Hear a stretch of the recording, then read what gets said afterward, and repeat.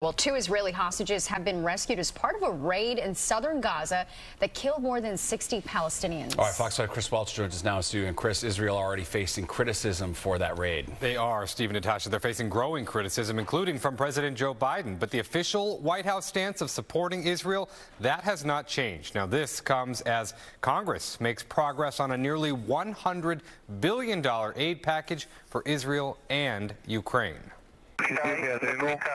New video released by the Israeli military this afternoon shows the dramatic rescue of 2 hostages from Gaza. Israeli forces under fire were able to free the 2 as airstrikes hit the city of Rafah in southern Gaza. It was very emotional to see them, to hug them, to feel them.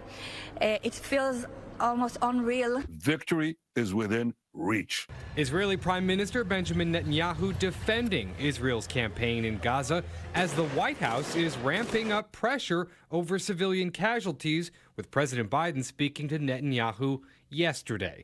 The airstrikes carried out to cover the hostage rescue in Rafah killed at least 67 civilians, including women and children.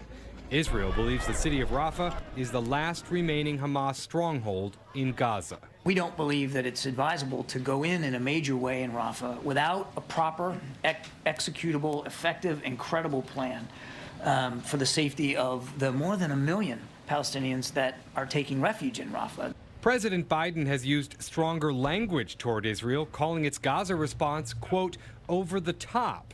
Too many of the over 27,000 Palestinians killed in this conflict have been innocent civilians and children. However, National Security spokesman John Kirby insists U.S. policy has not changed. We're going to continue to support Israel. They have a right to defend themselves against Hamas. All this as the U.S. Senate inches closer to passing a $95 billion aid package to assist Israel and Ukraine. It's a down payment for the survival of Western democracy and the survival of American values. The entire world is going to remember what the Senate does in the next few days. Now, it's not a guarantee that it passes the Senate because it does have a fair number of Republicans who are opposed to it. But even if it can pass the Senate, its chances in the House look even worse, as a large majority of GOP lawmakers there are firmly allied with Donald Trump, and he has voiced his opposition to aid for Ukraine. Natasha, back to you. All right, Chris, thank you.